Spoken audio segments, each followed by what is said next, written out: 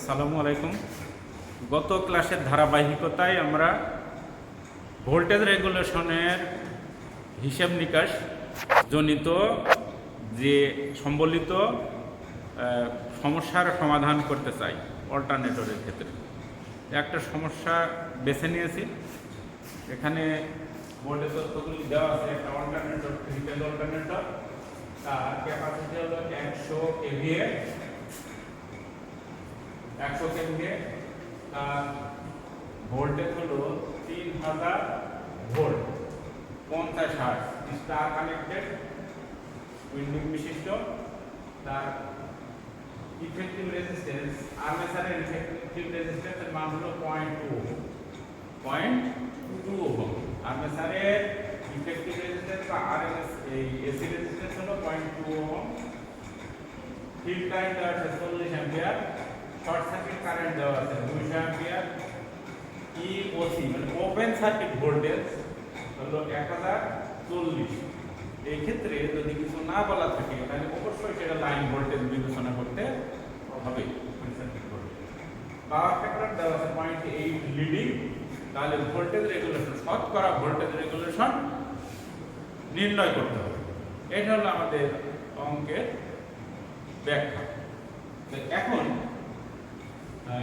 আমরা এখানে চলে আসি, আসলে দেখতে পাই ওখানে যে ভোল্টেজ, এই ভোল্টেজ যেটা দেওয়া আছে, যদি ফেজ ভোল্টেজ বলা না থাকে তাহলে অবশ্যই এটা লাইন ভোল্টেজ। তাহলে ফেজ ভোল্টেজ আমাকে বের করতে হবে, কারণ হিসাব নিকাশের বেলায় তো এই ভোল্টেজ, ফেজ ভোল্টেজ ইউজ হবে। তাহলে ফেজ ভোল্টেজ হলো লাইন ভোল্টেজ আর √3 স্টার কানেকশনের ক্ষেত্রে। তাহলে এটার ভাগফল হলো কত? 1732 volt.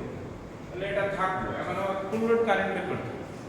Full load current, three ফেজের ফুল লোড কারেন্ট সমান আমরা জানি IFL ইকুয়াল টু কেভিএ, যেটা থাকবে কেভিএ গুণ 100 মানে 1000 মানে হলো ভোল্ট অ্যাম্পিয়ার করে নিতে হবে, ভাগ √3 ইন্টু VFL, √3 ইন্টু VFL।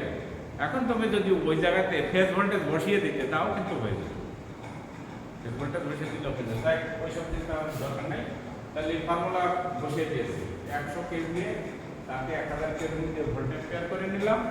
এবার √3 এই যে VFL যেটা, সেটা ক্যালকুলেশন করলে পাওয়া গেল 19.25 অ্যাম্পিয়ার। এবং এই কারেন্টটাই হলো আর্মেচার কারেন্ট। কেমন? এই কারেন্টটাই হচ্ছে আর্মেচার কারেন্ট। আমি ডানে একটু ছোট করে IA লিখে রাখবো। তাহলে আমার এই ভোল্টেজ রেগুলেশন ক্যালকুলেশন করতে গেলে অবশ্যই নো লোড ভোল্টেজের মান বের করে নিতে হবে, ক্যালকুলেশন করতে হবে। তাই ফুল লোড কারেন্ট অথবা আর্মেচার কারেন্টটা বের হয়ে আসবে। আর এ দেওয়া আছে এক্সএস একটা পয়েন্ট আছে, সিনক্রোনাস রিঅ্যাক্ট্যান্স, সেটাকেও কিন্তু ক্যালকুলেট করতে হবে। যদি না করো তাহলে ওই জায়গায় মান বসানোর বেলায় বসানো সম্ভব হবে না। তো সেজন্য আগে ZS বের করে নিলাম, কারণ আমার যে উপাত্ত দেওয়া আছে সেগুলো থেকে ZS বের করা ইজি। তো এখানে এইখানে ফর্মুলাটা লেখা আছে, open circuit voltage, open circuit phase voltage ভাগ শর্ট সার্কিট কারেন্ট। দেখো ইওসি ওপেন সার্কিট ভোল্টেজ দেওয়া আছে, এই যে এটা লাইন ভোল্টেজ, তাকে √3 দিয়ে ভাগ করলে ওটা হলো ফেজ ভোল্টেজ হয়ে গেল। ওপেন সার্কিট ফেজ ভোল্টেজ এই যে 1040 কে √3 দিয়ে ভাগ করলে। এখন শর্ট সার্কিট কারেন্ট কিন্তু উল্লেখ করাই আছে শব্দের মধ্যে, শর্ট সার্কিট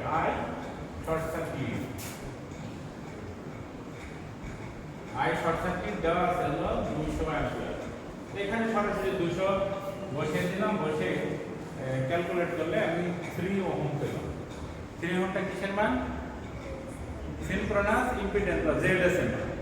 এখান থেকে XS এর মান পেয়ে যাব, XS √ZS² minus RL square.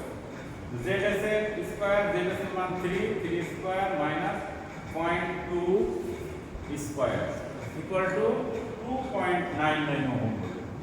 2.99 ohm হলো, 2.99 ওহম হলো। এটা কিসের মান, সিনক্রোনাস রিঅ্যাকট্যান্সের মান। ওকে, এবার এখানে মান দেওয়া হলো পাওয়ার ফ্যাক্টর 0.8 লিডিং, তার মানে cos θ হচ্ছে 0.8 লিডিং। আমার নো লোড ভোল্টেজের মধ্যে sin θ এরও একটা মান আছে, তাহলে cos θ থেকে আমি সহজেই sin θ তে কনভার্ট করতে পারি। তো সেটার মান হলো 0.6। ক্যালকুলেটর দিয়ে বের করে ফেলি, অসুবিধা নেই। এবার নো লোড ভোল্টেজের সূত্রটা VNL √VFL cos θ IARA whole square minus bracket VFL sin θ IAXS square. এখানে মাইনাস হলো কারণ হলো leading power factor. Leading power ফ্যাক্টরের ক্ষেত্রে VNL এর যে সূত্র সেটা এই রিঅ্যাক্টিভ অংশের ভেতরে মাইনাস থাকে দিয়ে হোল স্কয়ার। এবার মানগুলি বসানো, bracket 1732 into 0.8 plus 19.25 into 0.2 RA whole square plus bracket 1732 into 0.6 minus 19.25 into 2.99 whole square। তো বিষয়টা ভিতরের দিকে একটু পড়েছে, এই দুটো মিলে একটা হয়ে গেল। এখন ক্যালকুলেশন করলে দেখা যাচ্ছে যে 1701.23 ভোল্ট। এটা কি নো লোড ভোল্টেজ। তাই এখন ফুল লোড ভোল্টেজ দেওয়া আছে আগে থেকে, নো লোড ভোল্টেজ এখন আমি ক্যালকুলেশন করলাম। ভোল্টেজ রেগুলেশন বের করতে গেলে দুইটা টার্ম লাগে, একটা হলো নো লোড ভোল্টেজ আর একটা হচ্ছে ফুল লোড ভোল্টেজ। তো দুইটাই এখন আমি বের করে ফেলেছি এবং ফর্মুলাতে পুট করলেই মানটা পাওয়া যাবে। দেখো এই যে ভোল্টেজ রেগুলেশন সূত্র হলো V no load minus VFL into 100 by VFL। মানগুলি বসালাম, বসালে বিয়োগ ভাগ করলে পাওয়া গেল -1.8। তাহলে বোঝা যাচ্ছে যে ভোল্টেজ রেগুলেশনের মান নেগেটিভ হতে পারে। ভোল্টেজ রেগুলেশনের মান নেগেটিভ হতে পারে। কখন ভোল্টেজ রেগুলেশন মান নেগেটিভ হতে পারে? যখন লিডিং পাওয়ার ফ্যাক্টরে চলে। অল্টারনেটরটা যখন লিডিং পাওয়ার ফ্যাক্টরে চলে তখন ভোল্টেজ রেগুলেশনের মান নেগেটিভ হবে। আচ্ছা, কখন লিডিং পাওয়ার ফ্যাক্টরে চলে? যখন অল্টারনেটরের লোড ক্যাপাসিটি হয়। অল্টারনেটরের, তাহলে আমি উল্টো করে যদি বলি, একটা অল্টারনেটরের উপর যদি ক্যাপাসিটিভ লোড দেওয়া হয় তাহলে তার পাওয়ার ফ্যাক্টর লিডিং হবে এবং ভোল্টেজ রেগুলেশন নেগেটিভ হবে, মাইনাস চিহ্ন বিশিষ্ট হবে। এখানে -1.8% পেলাম। যদি এমনটি হতো যে এটা লিডিং বলা নাই, ল্যাগিং বলা আছে, ল্যাগিং বলতে সব অঙ্ক ঠিক আছে, শুধু এই জায়গায় প্লাস সাইন বসে, এখানে যে 1701.23 ভোল্ট আছে, এইটা অবশ্যই ওই 1732 ভোল্টের থেকে একটু বেশি হবে এবং তার থেকে বিয়োগ হয়ে গেলে দেখতে তখন আর নেগেটিভ সাইন আসতো না। তো এখন তাহলে আমরা দেখি সামনের দিকে কি আছে।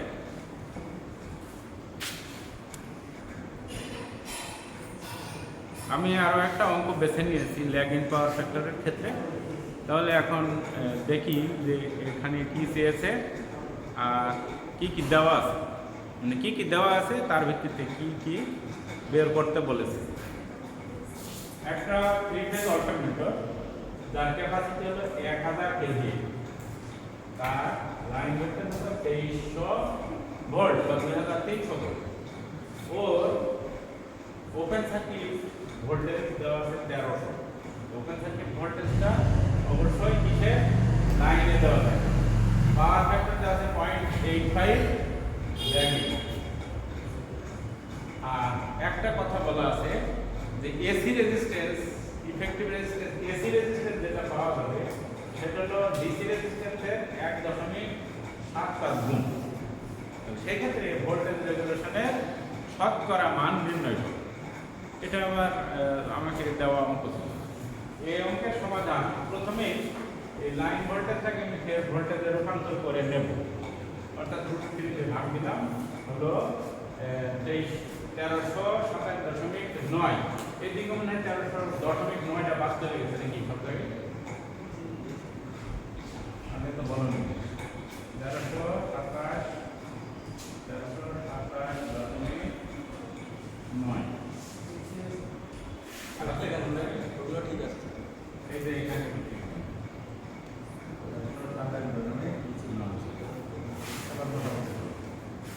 এখন দেখো ফেজ ভোল্টেজ আগে বের করে রাখলাম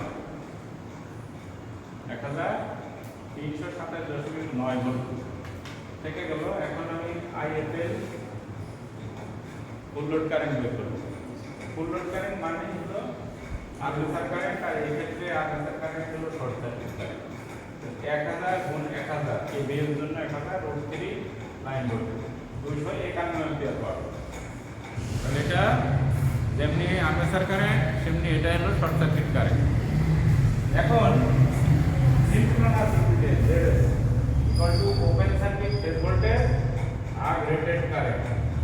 রেটেড কারেন্ট 251 যেটা বের করতে সেটা করলে এখানে মান পাওয়া গেল 1300 ওভার ইওসি যেটা তাকে √3 দিয়ে ভাগ দিয়ে ফেজ ভোল্টেজ বের করলাম, 251 দিয়ে ভাগ করলাম 2.99 ohm. Synchronous impedance ZS equal two 2.99 ohm.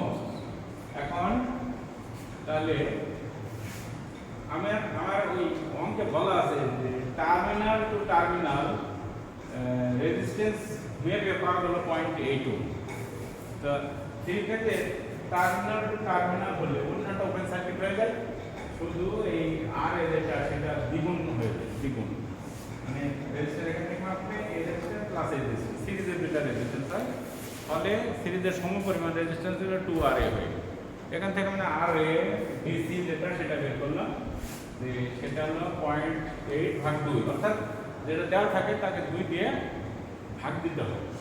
যেহেতু দ্বিগুণের মান দেওয়া আছে সিঙ্গেল করে নেব 0.4। এখন ওকে তো এসিতে কনভার্ট করতে হবে, নাহলে অল্টারনেটরের ব্যবহার সঠিক হবে না। তাকে 0.4 কে ওই যে ওখানে বলা আছে যে 8 ডিসি যেটা ডিসি রেজিস্ট্যান্স তার 1.75 গুণ, তাহলে 7 দিয়ে গুণ দিলাম 0.7 ওহম পাওয়া গেল RA মান। আর সেখান থেকে এক্সএস এর মান হিসাব করলাম, ZS square minus RA square, তাহলে 2.99 square minus 0.7 square equal to মান পাওয়া গেল 2.90 ওহম। 2.90 ওহম। cos থিটার মান দেওয়া আছে 0.85 ল্যাগিং, সেখান থেকে sin থিটার মান পেলাম 0.53। ক্যালকুলেটর দিয়ে ক্যালকুলেট করব, তাই তো বললে এটা পাবো। এখন নো লোড ভোল্টেজের ফর্মুলায় যাই। নো লোড ভোল্টেজ এখানে পাওয়ার ফ্যাক্টর কি এখন ছিল ল্যাগিং ছিল, এটা মাথায় রাখতে হবে, ব্রেনে রাখতে হবে যে ল্যাগিং পাওয়ার ফ্যাক্টরের ক্ষেত্রে সূত্র বসে। তাহলে √VFL cos θ plus IARA whole square plus bracket VFL sin θ plus IAXS whole square. এখানে এই রিঅ্যাক্টিভ অংশের মধ্যে প্লাস হবে। প্লাস কেন হবে?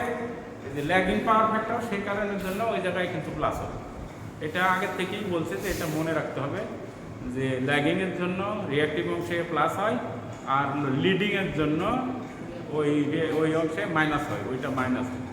এই আমি ফর্মুলাটা বসিয়ে নিলাম, লিখে নিলাম। এবারে মানগুলো বসানো, VFL cos θ plus IARA whole square plus VFL sin θ plus IARA IAXS whole square. আচ্ছা, তা ক্যালকুলেশন করলে পাওয়া গেল 1936.8 ভোল্ট। 1936.8 ভোল্ট। তাহলে ভি নো লোড পেয়ে গেলাম, আর আগে VFL আমি ক্যালকুলেশন করে রেখেছি ফেজ ভোল্টেজ যেটা সেটা। তো এখন পার্সেন্টেজ ভোল্টেজ রেগুলেশন সমান হলো no load voltage minus full load voltage into 100 into মানে ব্র্যাকেট ইনটু 100 বাই VFL। এই মানগুলো সব আমার বের করা আছে, ওগুলো শুধু বসাবো জায়গা। তাহলে VFL এর মান এই যে 1936.8 বিয়োগ 1327.9 ইনটু মানে ব্র্যাকেটের ভিতরে আছে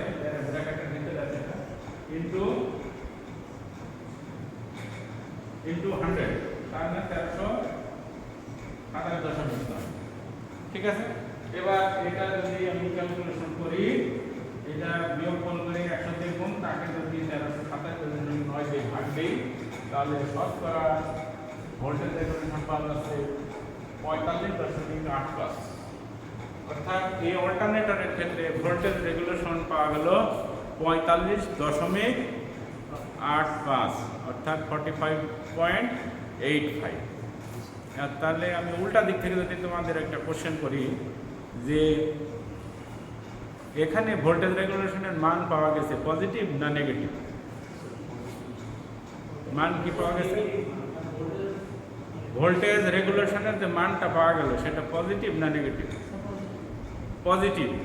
আগে মাইনাস চিহ্ন থাকলে নেগেটিভ, আর প্লাস চিহ্ন থাকলে পজিটিভ। তাহলে পজিটিভ মান পেয়েছি। তো পজিটিভ মান থাকলে ওর পাওয়ার ফ্যাক্টর লিডিং ছিল না ল্যাগিং ছিল? Lagging power factor. তাহলে এই ক্ষেত্রে মানে অল্টারনেটরের ক্ষেত্রে লোড, ম্যাক্সিমাম লোডটা কোন ধরনের ছিল? ইন্ডাকটিভ না হলো ক্যাপাসিটিভ? ইন্ডাকটিভ। ক্যাপাসিটিভ হলে নেগেটিভ, আর ইন্ডাকটিভ লোড আছে যেহেতু সেই জন্য এটা পজিটিভ এবং পাওয়ার ফ্যাক্টর ল্যাগিং হবে। আর একটা কথা আছে, সেটা হলো যে অল্টারনেটরের দুই টার্মিনালের মধ্যে রেজিস্ট্যান্স হলো 0.8, তাহলে এক টার্মিনালের মধ্যে কত হবে? 0.8 ভাগ 2, অর্থাৎ 0.4। এটা হলো ডিসি রেজিস্ট্যান্স। তাকে 1.75 দিয়ে গুণ দিলে এসি রেজিস্ট্যান্স হলো। এই এসি রেজিস্ট্যান্সটাই হলো আর্মেচার রেজিস্ট্যান্স। এইটা আমি ফর্মুলাতে বসাবো। কেউ যদি ওই 0.8 বসিয়ে দেয় তাহলে কিন্তু রেজাল্ট হবে না, ভুল হবে। কারণ একটা বিষয় সে ভুল করে গেছে, ওইটা কনভার্ট করেন। এই ছিল অঙ্ক। এটা দুইটা কারণে এই অঙ্কটা বেছে নেওয়া। এক হলো ল্যাগিং পাওয়ার ফ্যাক্টরের ক্ষেত্রে কী রকমের ফর্মুলাটা হয়, ল্যাগিং পাওয়ার ফ্যাক্টরের ক্ষেত্রে রিডিং কেমন হয়। আর একটা বিষয়, ওই যে টার্মিনাল টু টার্মিনাল রেজিস্ট্যান্স 0.8 দেওয়া আছে, তাকে যে 2 দিয়ে ভাগ দিয়ে এক ফেজের জন্য বা একটা কয়েলের জন্য এক ফেজের জন্য করতে হবে, সেই সিস্টেমটা দেখানোর জন্য। আর বিসিকে এসিতে রূপান্তর করতে হবে, সেটাও দেখানোর জন্য। তাহলে এই অংশটুকু কিন্তু নতুন অন্য অঙ্ক। এই অঙ্কটা অর্থাৎ যেটা এখন বলা হলো, করে দেওয়া হলো, এটা কিন্তু খুব বেশি বেশি পরীক্ষায় আসে।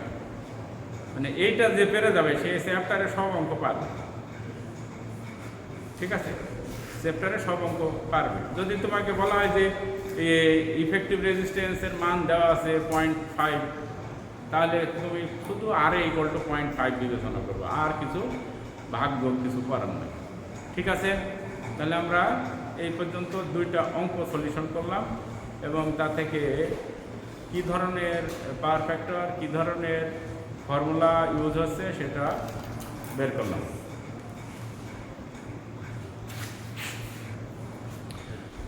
তাহলে এখন যেহেতু অল্টারনেটর একটা ইলেকট্রিক্যাল মেশিন, তাহলে এই ক্ষেত্রে কি কি লস সংঘটিত হয় সেগুলি আমরা দেখতে চাই। আগে এই চ্যাপ্টারের শুরুতেই কয় ধরনের ভোল্টেজ ড্রপ হয় সেইগুলো দেখেছি, তাই না? এখন লস কি হয়, আসলে মেন লস যেটা হয় সেটা হলো রোটেশনাল লস, অর্থাৎ ঘূর্ণনজনিত কারণে loss.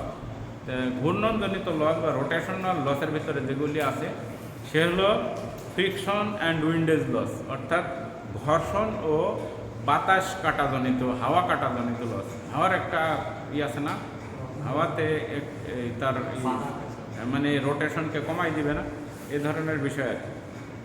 Field collector রিংয়ে ব্রাশের friction loss, ব্রাশের জন্য একটা ফ্রিকশন লস হবে।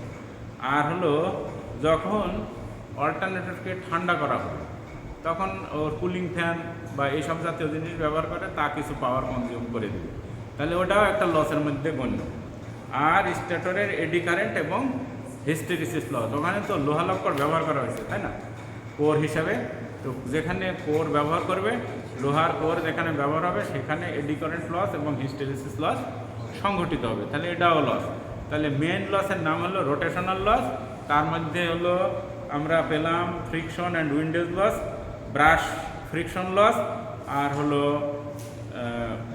কুলিং সিস্টেম জনিত লস যেটা ভেন্টিলেশন টু কুলিং, আর hysteresis and eddy current loss. Eddy current এইগুলো বাদে আছে ইলেকট্রিক্যাল লস। এটা বাদে কি আছে? Electrical loss. ইলেকট্রিক্যাল লসের মধ্যে ফিল্ড উইন্ডিং আছে, তার রেজিস্ট্যান্স আছে, ওর মধ্যে দিয়ে কারেন্ট গেলে আই স্কোয়ার আর এফ যে লসটা সেটা সংগঠিত হবে। অর্থাৎ ফিল্ডের জন্য তামার অংশের অপচয় বলা হয় বাংলায়। আর্মেচার উইন্ডিংয়ের জন্য সেখানে কারেন্ট প্রবাহিত হবে, ওখানে একটা লস হবে আই স্কোয়ার এ আর এ। সেই লসটা আর্মেচারের ভিতরে যে কয়েল আছে সেই কয়েলের রেজিস্ট্যান্স এবং তার মধ্যে দিয়ে প্রবাহিত কারেন্টের উপর নির্ভর করবে।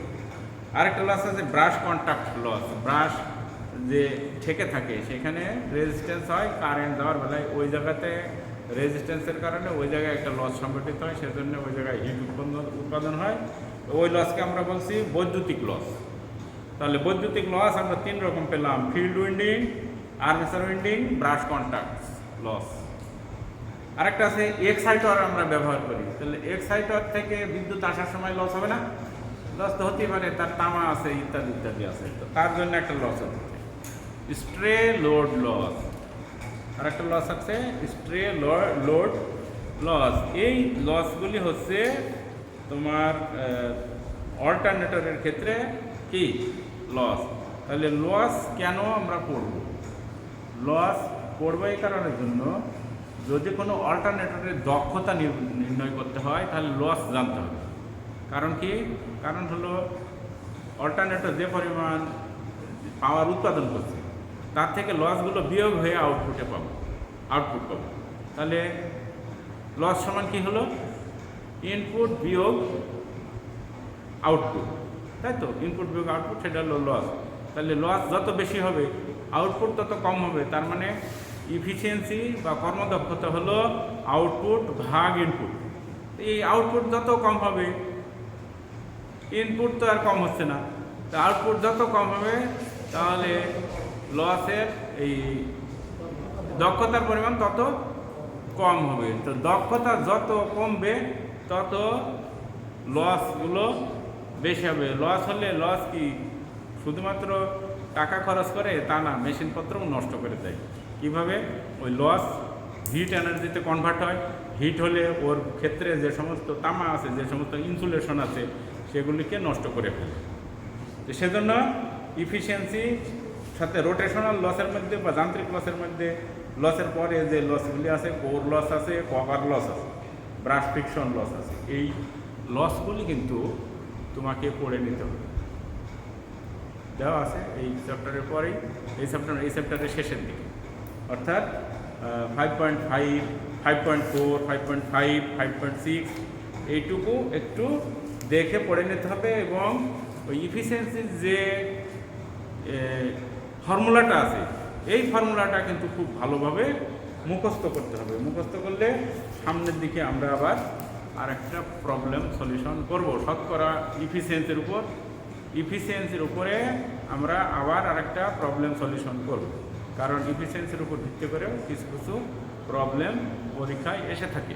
বা আমি যদি একটা মেশিনের ইফিসিয়েন্সি না বের করতে পারি তাহলে তো অনেক কিছুই আমার জানা সম্ভব হবে না। কত লস হলো, এর ইনপুট কত ছিল, আউটপুট কত ছিল, সে যেহেতু সম্ভব হবে না, সেজন্য ওগুলো জানা বের করা জানতে হবে। আমরা সামনের দিকে ইনশাল্লাহ আশা রাখছি যে ইফিসিয়েন্সির উপরে কোনো প্রবলেম সলিউশন আছে সেটা করব। সেক্ষেত্রে আমি যেটা তোমাদেরকে দৃষ্টি আকর্ষণ করছি সেটা হলো যে দেখো, ইফিসিয়েন্সির একটা ফর্মুলা আছে, শতকরা efficiency percentage eta equal to মোটরের কেভিএ ইন্টু পাওয়ার ফ্যাক্টর ভাগ bracket KVA into power factor plus মোট লসেস ইন্টু 100। এটা আমার কাছে যে বইটা আছে তার হলো 86 নম্বর পেজের মাঝামাঝিতে আছে, 5.6-এর উপরে মোটরের ইফিসিয়েন্সি লস এই আছে 86 নম্বর পেজে দেখবে। তাহলে ওখানে শতকরার যে ফর্মুলাটা ওইটা একদম ঠুটস্থ করতে হবে, বুঝে সুঝে নিয়ে। তা আমি ওই জায়গাতে ওই ফর্মুলাটার কিছুটা আলোকপাত করার পরে আমি শতকরার যে অঙ্ক আছে অল্টারনেটরে সেই অঙ্কগুলো করার চেষ্টা করি। তো সকলকে ধন্যবাদ। এবং আজকের ক্লাস তোমরা বারে বারে রিউইন্ড করে করে অঙ্কগুলি প্র্যাকটিস করবে। এই দুটো অঙ্ক করলে তার সাথে মিল রেখে অন্যান্য চ্যাপ্টারের অন্য যে অঙ্কগুলি আছে সেগুলো নিজে নিজে করার চেষ্টা করবে। যদি পেরে দাও তাহলে বুঝবে যে হ্যাঁ, এই চ্যাপ্টারের যে 8 মার্কের একটা অঙ্ক থাকবে সেই অঙ্কটা আমি পারতে পারি, আশা করতে পারি, তাই তো?